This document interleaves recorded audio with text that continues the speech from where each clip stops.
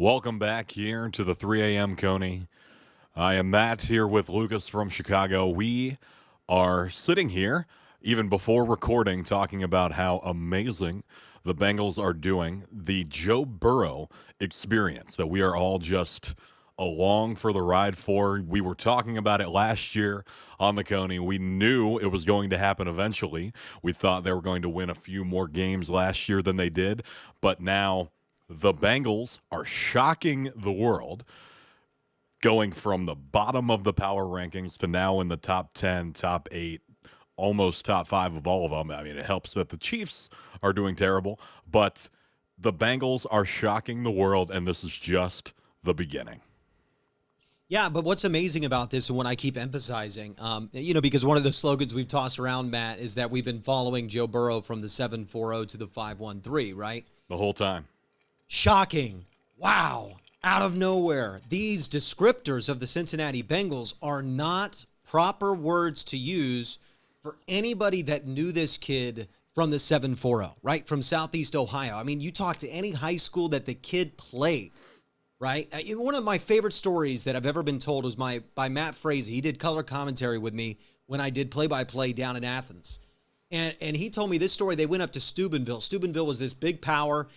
Joe Burrow had this great sophomore year, so they scheduled hard, right? They scheduled tough Steubenville, and they walk in there, and the Steubenville play-by-play guy comes up to Matt, and he goes, "Hey, man, I've seen your Joe Burrow kid. He's got great numbers, but he ain't ever played a team like Steubenville, so we'll see how good he is today." Well, after they blow him out, and Joe Burrow's got his hat and his smile on like he's had the last 2 weeks, blowing out the Lions and the Ravens, that play-by-play guy comes over, he talks to Matt, and he goes, "That's the best damn quarterback I've ever seen play football, ever." And, and he was talking about everybody. Yeah. Because of the way he played the position, right? The beautiful thing about quarterback, it's not about one thing. It's about many, many things going right at once. And the beautiful thing about quarterback is it's the ultimate leadership position. And what Joe Burrow has always understood about leadership, and whether this comes from his father or his older brothers, what he's always understood about leadership, and we see this transforming the culture of the team, and it perfectly fit with Zach Taylor's message. Leadership is not about carrying your team to victory. It's helping guys see that they can carry themselves, that they can break tackles, they can run perfect routes, that they can be on time and efficient, that they can make the right blocks, they can be a dominant player. That's what great leaders do, is they help others realize their potential, not just carry the team to victory. And that's what we're seeing with Joe Burrow. Nathan White came on our podcast last year, Matt, and he said, this is a quote, "I swear to God, guys would be able to block people they never should have been able to." And we're seeing that right now with the Cincinnati Bengals. Quentin Spain right now is the best guard in the league by some metrics. That should not be happening. It's the confidence. It's the thing you can't put your finger on. So when we say the word shocked and surprised, nobody that has experienced the culture that this player leader brings all the way back since 2013 when he came onto the scene in high school, it's not shocking to those that have been paying attention. And now the world's been paying attention, yep. If you've been paying attention, this is the quarterback prodigy you were never told about. This is the American football story that we all should have been paying attention to, that everybody missed. I mean, it's one of the greatest stories I've ever heard. And if you just track it all over, there's so much to say that we have filled an entire podcast with things to say, and I can't get many things to say with Joe Burrow. I mean, we could probably rename this to the Joe Burrow podcast plus a few other things, because we talk about him 90% of the time, and there's good reason. And you brought it up that Joe Burrow can be the quarterback that puts the team on his back. He loves that pressure. You just posted the fourth down stat. He feels that pressure, and he steps up to the challenge, and he plays better when he's under pressure. He plays better in those primetime games or when there's a lot of people watching. And last year, we saw flashes of that because I think he felt like he had to put the team on his back. They were struggling in so many areas where it was, well, if Joe Burrow plays out of his mind, the Bengals have a chance to win this game. And now, fast forward to this year, you have everything working. And Joe Burrow is making all of those aspects that are good, great. The defense is up to par and already blew out their sacks from last year. The offense is starting to roll now. I still don't know how they lost to the Bears, but we'll move past that. This is a different team than when they played the Bears. And with Joe Burrow continuing to have that ability to put the team on his back, but not needing to, you have teams putting in their second string quarterback in the fourth quarter because the Bengals are up by 30. And if that continues, that's what everyone's seeing, and they're going, okay, the Bengals are for real. Yeah, and the next step is, and Joe Burrow said it, that's the quote to watch this week. This is who we are now. What he's trying to instill, and why Jamar and Joe Burrow were walking calmly into the locker room. Because the NFL, it's not for long, right? Not for long. Joe understands, and he's built for this. He wants to turn this into sustainability, into an expectation. Because so many times in Cincinnati, when we've had this type of win, it's, whoa, like it's over the top. Where did that come from? Yeah. Celebration. And you saw that in the locker room with guys like Uzama, and you saw Eli Apple. I don't know why he's talking about a former MVP and Lamar Jackson like that. We do play them later in the year. But, right, you see that old Bengals attitude still popping up there of like, wow, yeah, we did it. We're the Bengals now. And I love that. And it's okay for those guys to have it, but it's so important that the two best players on the team are walking in the locker room. Like, fellas, we've been doing this together for the last 3 years. This is what we do. On to the next. We knew it was going to happen. Yep. This is the expectation. And that is so important for building long-term success in the NFL, because everybody's getting really excited about this year, and I absolutely love it. I am so thrilled for this year. I think that this team, if everything goes right, if they stay healthy in spots, can be a team that wins playoff games, a team that, who knows, with Joe Burrow, anything's possible, right? But I have been always looking at this of how do we change the Bengals so that I can, whenever I have a kid, I can teach them to be a Bengals fan and not feel guilty about it. Not feel like you are punishing this child to a lifetime of heartbreak and disappointment. And we saw this same story with the Indianapolis Colts, where Peyton Manning comes in and he not only changes that version of the Colts, but their entire organization operates differently now. They are a more well thought of, more respected, more accomplished, more consistently in the picture organization now because of the culture and everything that happened under Peyton Manning. Yeah, absolutely. And Joe Burrow was just the perfect guy to come in and get that, push the Brown family forward, because he's their type of football player. Just loves the game. And it was a perfect storm, a perfect combination, a perfect American sports story, and everybody frickin' ignored it. Everybody ignored it. They wanted to talk about Tua. They wanted to talk about Trevor Lawrence. I mean, this can get really big, and that's why there's been big ratings. And Joe Burrow could be the superstar in the NFL someday, like the headliner. People are starting to notice, and now we have. I mean, no one thought the Bengals were going to do much this year. I mean, outside of us and anyone who was paying attention.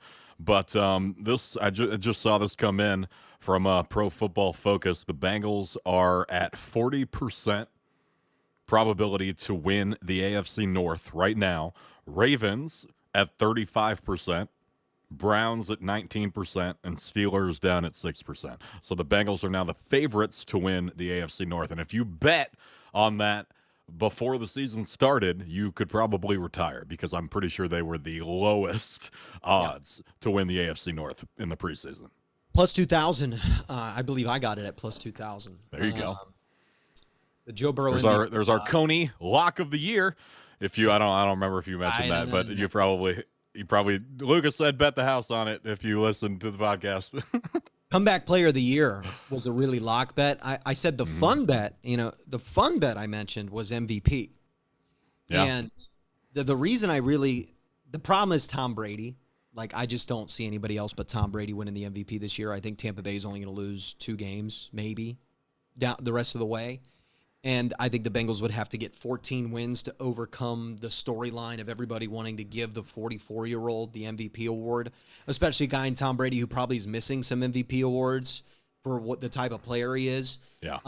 So that's what's getting in the way of that, maybe some other circumstances. But if you look at the numbers, yards per attempt, completion percentage, just the pure record of the team, the storyline, the development, the connection with Jamar Chase, the common factor is Joe Burrow. You can see that if this team gets ultra hot, like if we're at the start of a Joe Burrow experience where it clicked like it did at LSU and just nobody can stop them and they sweep the division and they beat the Chiefs at home and they win in Las Vegas and they're just through the rest of the season and Joe Burrow throws 46 touchdowns, like, yeah, he'll win MVP. And that's on the table now. And that's what's so exciting is everything's on the table, Matt. Yep. And that's what a win like that does is you sit there. I sat there in a Chicago establishment and I was happily talking as much smack as I want because it's different now. Right? I stood up and said this while Jamar was breaking tackles. I stood up and said, take a look, everybody, to everybody that wasn't watching the Bengals game. Everybody had their eye on the Packers game. Right. I said, take a look, everybody. That's the best receiver in the NFL. And and some guy screamed out, oh, that's a hot take. I'm like, he leads the NFL in receiving yard.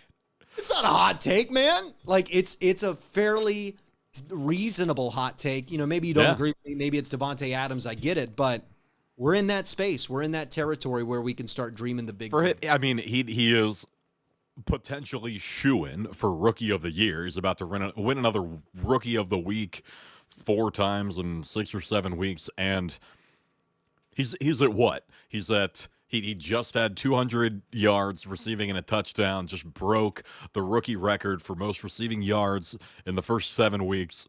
He's averaging 20 yards a catch.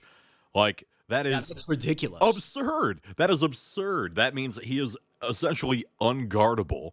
And if Burrow just throws it up there, it's going to be a catch. He has barely any drops, and then it's that run after the catch, after contact. It's, I dare you to take him down because he's going to take it the rest of the way. Yeah, I mean, this has Peyton Manning, Marvin. I mean, any duo you put on it with the start they've had, how is it statistically crazy to think that they can't be one of these all-time duos, Matt? I mean, that's why not dream the big dream? Like, the only reason that you shouldn't be thinking this is a Super Bowl quarterback, this could be the reincarnation of some really great quarterback wide receiver duos in the past. I mean, you're getting Montana and Rice thrown out there. I'm not saying they're that, but like, that's the space we're living in. That's the world we're living in. The only reason to not allow yourself live in that space is old Bengals thinking. It's these stripes. Mm-hmm.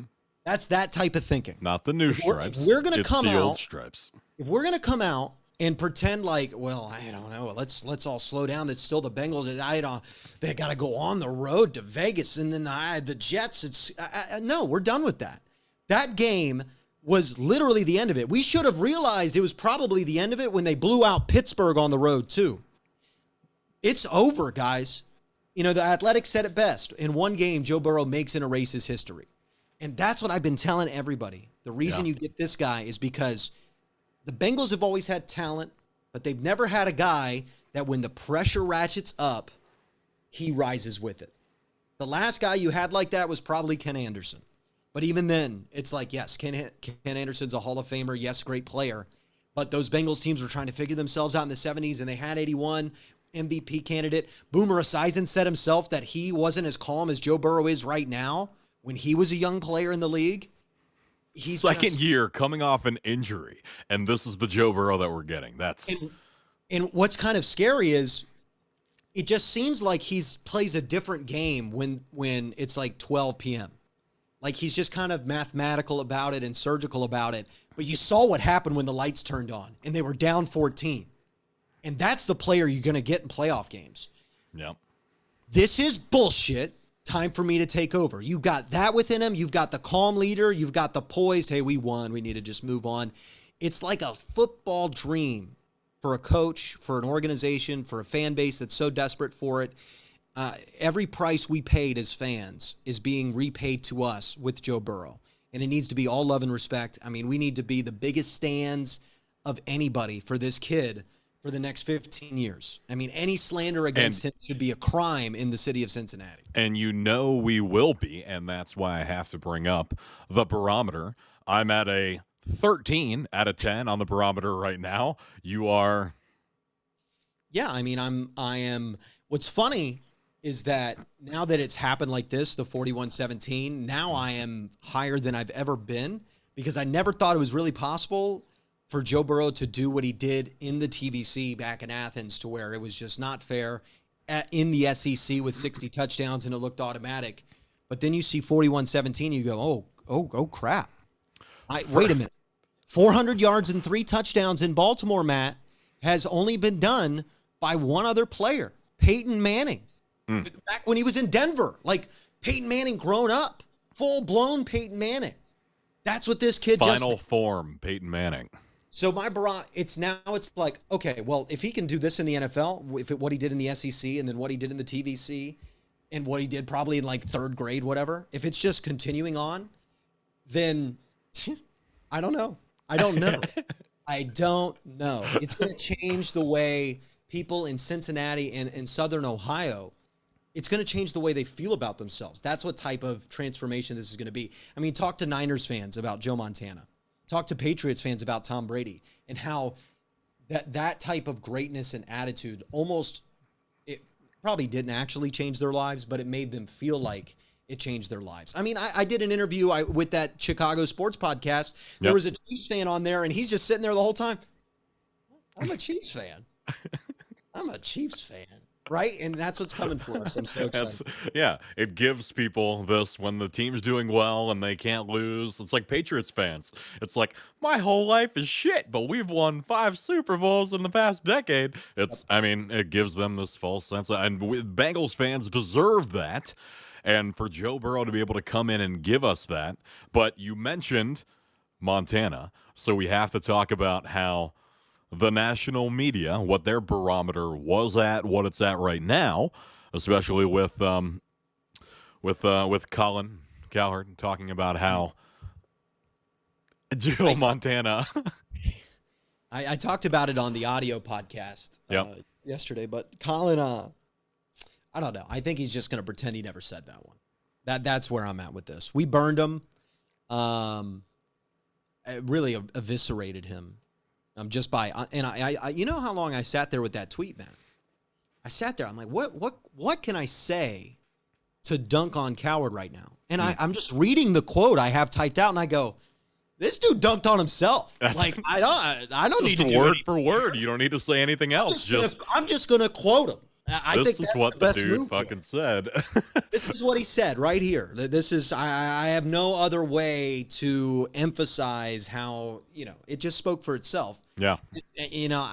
That's one of those that, as a fellow person that talks a lot, and Colin talks way more than me on air, that's one of those where he's like, rope that one back in. That's the one he tells his producers, hey, I know I admit I'm wrong, but that one, we're going to pretend it was never said on our airwaves, because saying let me say I was drunk that day and I don't remember any of it. You said that the intern brought it up and he was like, yeah, sure, let's roll with that. And then maybe halfway into that rant he goes, oh, I guess I gotta own it now.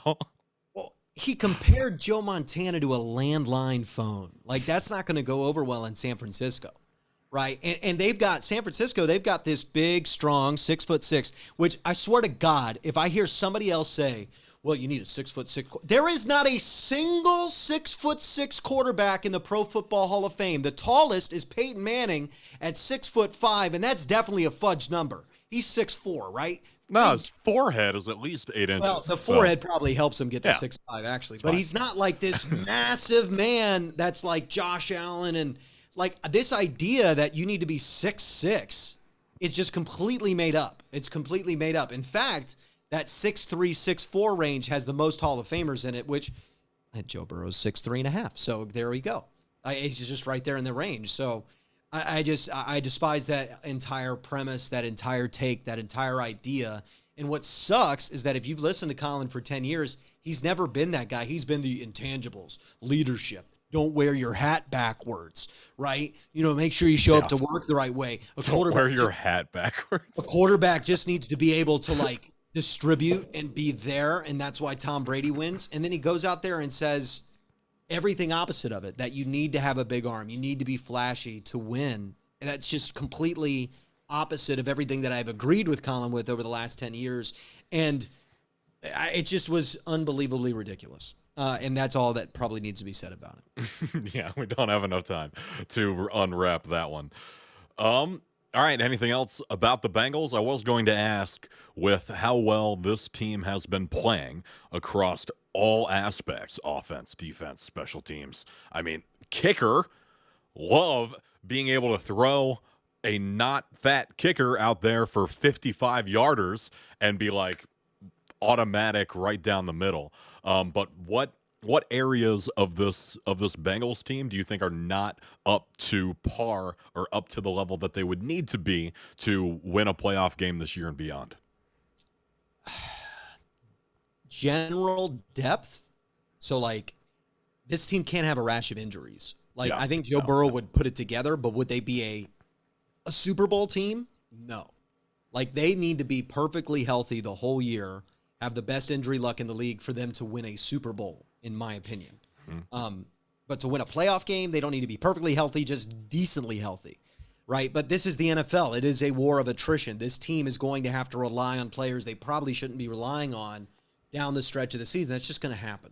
That will always happen. That's the deal in the NFL. How you survive that is whether you become a Super Bowl team or not. Now, the interior offensive line, if I have to pick one position where it's a concern right now, injuries or not, it's interior offensive line still, because Trey Hopkins is coming back from that ACL.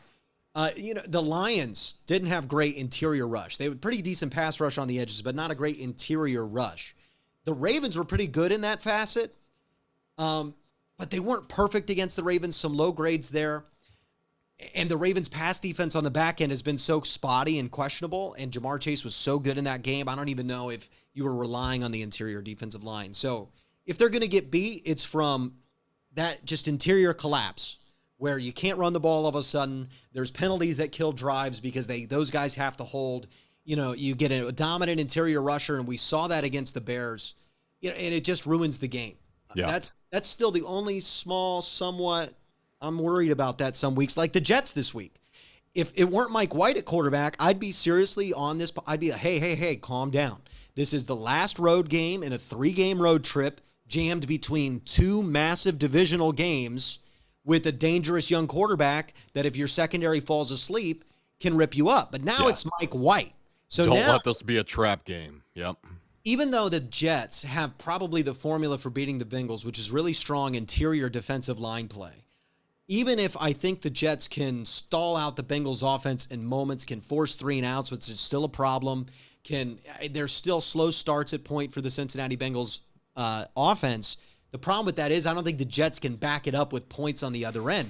And that's why having a top 5 defense, and that's where I was dead wrong about this offseason, man. I said, screw the defense, spend on offense, have a top 5 unit offensively, and let the defense be what it is. That was exactly the wrong strategy, and it's proving out right now. They went inexpensive, young on the offense, let Joe develop everybody to the certain level, and then just spend and spend and spend and spend on defense, because if those young players have some struggles coming along here, it doesn't matter against the Jets because Mike White's not going to score more than 17 points. So you just need to not turn it over, run the ball some, and score 20, and you win. And that's the space this team is in, to where the bar the offense has to reach isn't so high that when they do reach that bar we expect, they start blowing teams out. And the ceiling is just unbelievable here. Yeah, and I mean, we saw that against the Ravens in the second half when the Ravens came out, got the ball, scored. They were winning in the third quarter. Like, you look at that score and you're like, oh, the Bengals, like, their momentum the entire time. But Ravens were winning at a certain point, beginning of the third quarter, and there were some play calls that I'm looking and I'm like, oh, like, the Bengals are need to keep this momentum up. They need to keep scoring and continue this, and that's exactly what they did until it got to Samaje Perine going for the 60-yard run at the end, and you're just like, all right, stop. The Ravens are already dead. Like, this And for them to be able to get to that point and play on that momentum, if they can continue to do that, I think they can beat any team in the league. Yeah, there's also but that small concern I have about the Jets, if that doesn't happen, if the interior of this offensive line is really cleaned up, they're probably going to drop 50 on the Jets' head. And it's going to be like 50-6. Joe's going to be resting in the third quarter again onto the Browns. And the Browns are going to be sitting there like, holy shit, this is going to be a problem. We couldn't stop them last year when Jamar Chase wasn't on the field. Yep. Like, you think we're going to stop them now? You think we're going to go into Cincinnati and stop Joe Burrow if they've really hit their stride? Like, that's where you start looking down the schedule and you go, okay, they're favored in like almost every game. Are they the better team in almost every game? They'll have the better quarterback in almost every game. And that's why if they can take care of business, these 2 games, all bye week, you and I are going to be talking about the 1 seed, how that has to be the goal of the season. Every time the Bengals have gotten a bye in the postseason, which is only twice, every time they've gotten the bye in the postseason, they made it to the Super Bowl. 2 for 2. So that's what they need. So you can't lose in the wild card game if you have a bye, if you don't even fucking play that week. Well, I would love that stat. The Bengals go out, win a Super Bowl or something, and then the next year they like lose in the wild card game, and they go, well, I mean, that's like 8 straight wild card losses. Yeah. Like, we got the Lombardi in the bag. So, or even an AFC. Whatever. I don't care about a Super Bowl, guys. Legitimately, if I sit down on my couch and watch an AFC championship game with the Cincinnati Bengals involved, you color me satisfied. Even if they lose and it's heartbreaking, I mean, I'm just going to be That's like. Still farther than they've gone before. That's progress after what was the tease of the 2015 Dalton and all of those Bengals teams that continued to make the playoffs, but it didn't feel like this. Like, we're still early in this season, but it feels like the team, even the chemistry, and in the Marvin Lewis era, in the Andy Dalton era, things would go well, but you always had that in the back of your head. They're going to screw up the timeouts. They're going to, like, foot off the gas, and they're not going to be able to keep up this pressure and momentum in the second half, and that is falling away now under the Joe Burrow experience. And I think a lot of us Bengals fans, we're still remembering. We have that PTSD from the past couple of decades, but to be able to just look into Joe Burrow's eyes and trust that he's got us. He can handle this. He's going to not allow us to get hurt like that as many times. Yeah, and that's why I want to go back, and I know we're going really long on the Bengals, but that's all right. This is going to be a Bengals-only podcast. We'll do the rest later. They've earned it, right? Yep. I go back to, if you go back and look at our podcasts from after the knee injury, that knee injury was the best thing that ever happened to the organization because it gave Joe Burrow something to massively overcome, to prove. I mean, it was like the best way. If you want to ask, hey, how does Joe Burrow prove everything that he talks that he's about? That, oh, I'm all about football. I'm all about the preparation. I'm all about the grind. I'm all about the work. How do you prove that? Well, you go out and you have the best rehab that many doctors have ever seen. You don't take a day off. You don't take a vacation with like your family during the rehab process, right? Mm-hmm. You absolutely kill it to the point where you walk out to OTAs and you're completely healthy. And what that caused, it's one of the most underrated storylines of the year, is Joe Burrow being ready for that camp, 100% voluntary participation. They were the only team in the NFL with 100% voluntary participation, and nobody talked about that, right? That's where, timeout. That's happening with a second-year quarterback coming off an ACL. He worked that hard in rehab where the whole team's like, damn, this kid. Riley Reef, this kid. Yeah. Riley Reef met Joe Burrow when he was still limping. And he sat there at that steakhouse and he convinced a really legitimate tackle to turn down an offer from the Minnesota Vikings and come to Cincinnati. Yeah. That's what he did. I mean, the leadership capability there was showcased through overcoming that knee injury, and it also set the damn standard. Joe Burrow outworked that whole locker room, even though he was also recovering from the rehab. He outworked them in the film. He outworked them in the weight room. He outworked them everywhere. And he said, this is the standard. Even if my knee is torn in half and I'm grimacing in pain, this is the standard. And that's the loudest message that grown men can ever hear. And it just snapped through the entire locker room. It woke the whole coaching staff up. I think they worked twice as hard because we can't ruin this kid. We can't ruin this. This kid's special. He wants to work for us. This is unbelievable. We can't mess this up. And it also did one thing. It had the Bengals fall all the way to 5th overall, where they got to draft possibly the next greatest wide receiver ever. Burrow-Chase. I want everybody to remember this, and I want you to remember it for the rest of your Bengals life. The Cincinnati Bengals do not get to link up Joe Burrow and Burrow-Chase if we don't all have to sit there and experience that pain and horrifying terror of another quarterback laying there on the turf. We had to experience that, and what you earn from that, from going through that as a fan base, from pushing through it as a player, as an organization, you earn Burrow-Chase. You earn 5-2. You earn all of this. And it's special. And that type of storm to build up in a locker room, I mean, it's Paul Dehner Jr. has been covering the NFL a long time, been covering the Bengals a long time, says he's never seen it. It's very, very rare what's happening. And that's why I'm not going to say it. That's why there is no ceiling for this team right now, and that is nothing but hopeful and exciting. All right. Awesome. And Bearcats are awesome. And Bearcats are awesome. That's all we got to say about that. Number 2 team in the nation.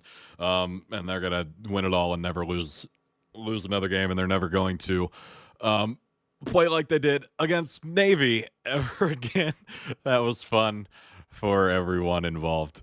All right. Well, that is it from us at the 3 a.m. Coney, satisfying your cravings of Cincinnati sports and more.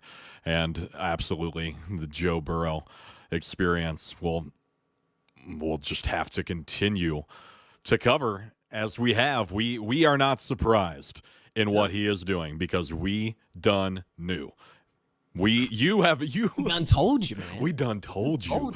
You knew even Athens and C&M high school, and we knew. Well, I mean, I've told the story. The moment I knew, I'm sitting there, a lot of moonshine, Vanderbilt game, getting sunburned half my face. I'm like, that kid's number 1 pick. That's just the guy I want.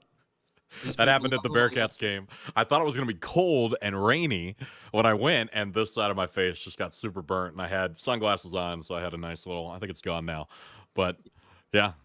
Well, I like the two-face action. It's fun. There you go. All right. Until next time. See ya.